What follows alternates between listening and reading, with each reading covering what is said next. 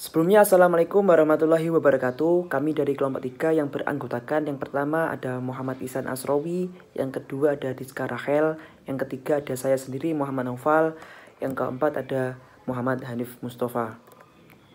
Di sini kami akan mempresentasikan hasil kerja kami, yaitu review jurnal.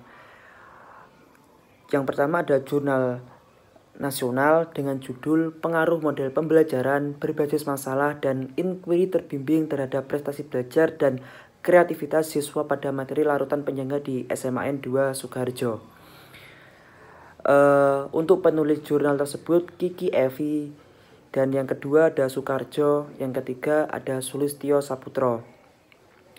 Volume dan nomor jurnal volume 03 dan nomor jurnal 03. Tahun terbit 2014. Lalu masuk ke latar belakang penelitian.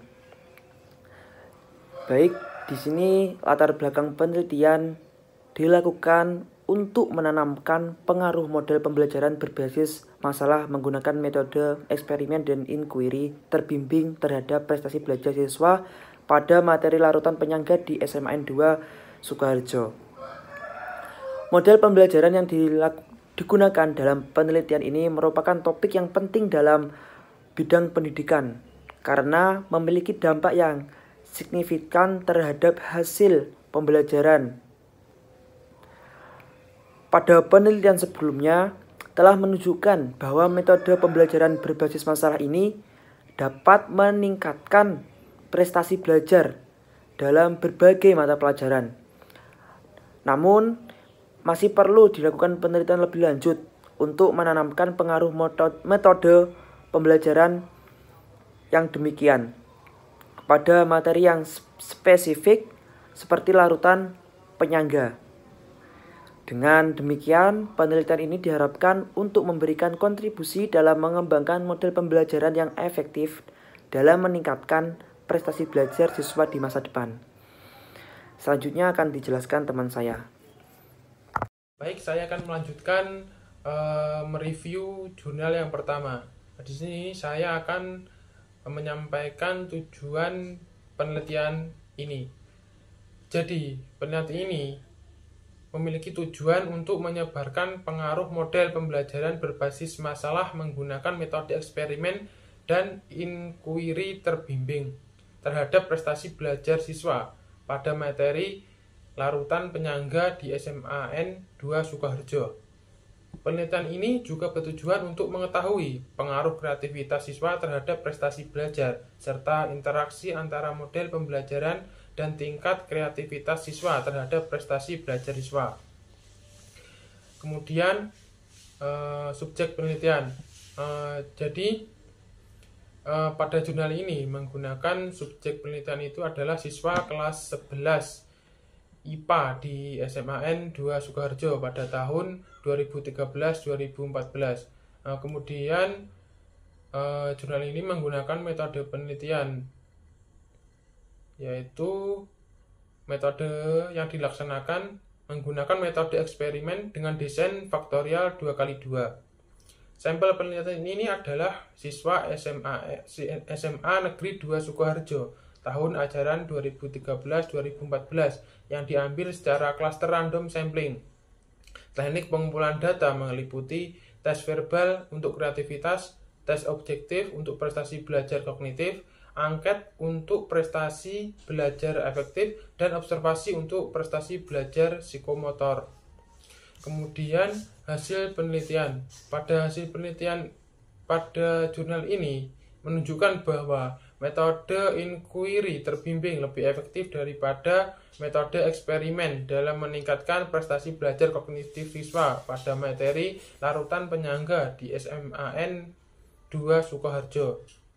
Meskipun demikian, tidak terdapat pengaruh kreativitas siswa terhadap prestasi belajar kognitif, afektif, dan psikomotorik.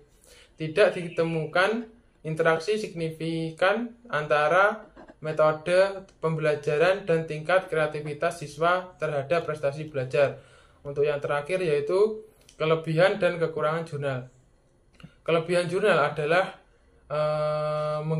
penggunaan desain faktorial 2x2 yang memungkinkan peneliti untuk mengevaluasi pengaruh dua variabel independen terhadap variabel dependen. Selain itu, penggunaan metode eksperimen memberikan validitas internal yang tinggi dalam menentukan hubungan sebab akibat antara variabel-variabel yang diteliti. Untuk kekurangannya yaitu pada jurnal ini fokus penelitian hanya pada satu sekolah dan satu materi pembelajaran tertentu, sehingga generalisasi hasil penelitian mungkin terbatas. Selain itu, penelitian ini tidak mengeksplorasi faktor-faktor lain yang juga dapat mempengaruhi prestasi belajar siswa, seperti motivasi dan lingkungan belajar. Nah, sekian yang dapat saya sampaikan untuk materi selanjutnya, yaitu review jurnal 2 akan disampaikan oleh teman saya.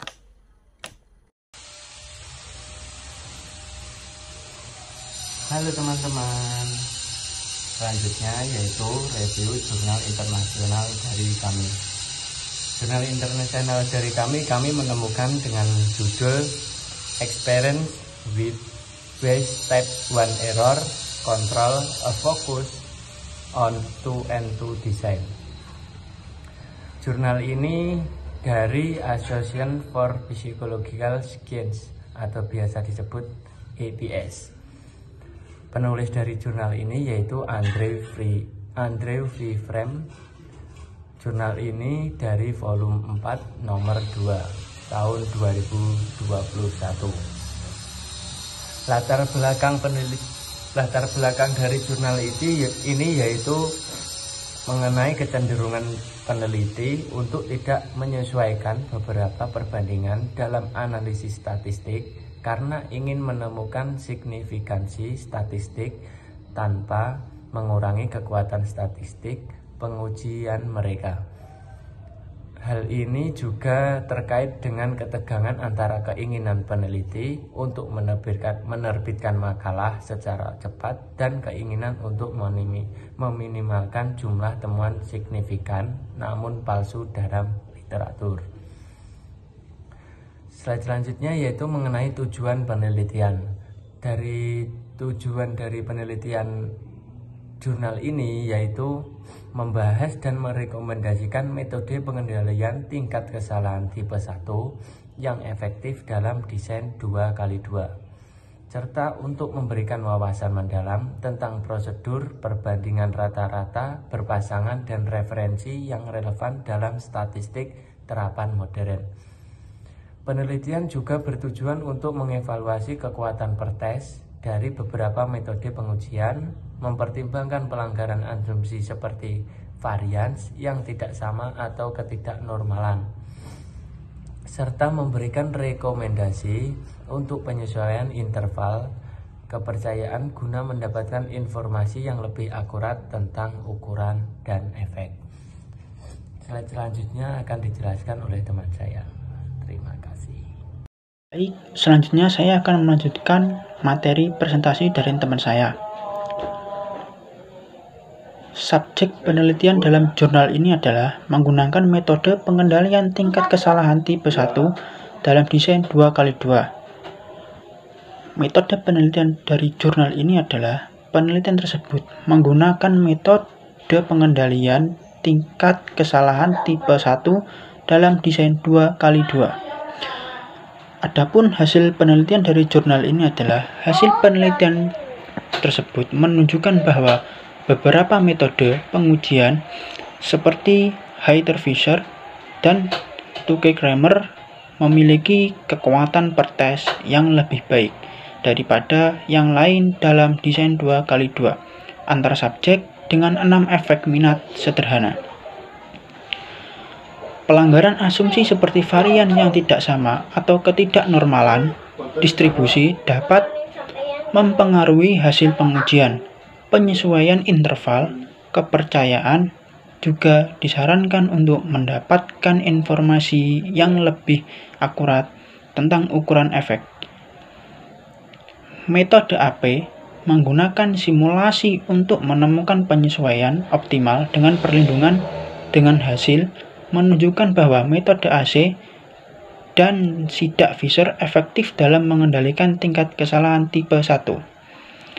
metode Hamel cenderung memiliki kekuatan uji yang lebih besar dalam beberapa kasus. Peneliti perlu memperhatikan pengendalian error rates, experiment wise atau error untuk hasil yang lebih akurat dalam desain faktorial 2x2. Adapun kelebihan dan kekurangan dari jurnal ini adalah, yang pertama kelebihan jurnal tersebut adalah memberikan wawasan mendalam tentang metode pengendalian tingkat kesalahan tipe 1 dalam desain 2x2, serta memberikan rekomendasi yang berguna bagi peneliti dalam statistik terapan mode RN.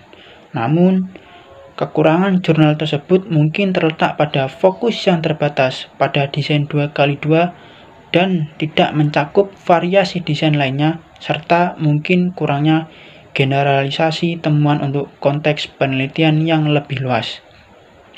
Mungkin itu saja yang bisa kami sampaikan untuk presentasi kali ini. Kurang lebihnya mohon maaf jika ada kesalahan. Wassalamualaikum warahmatullahi wabarakatuh.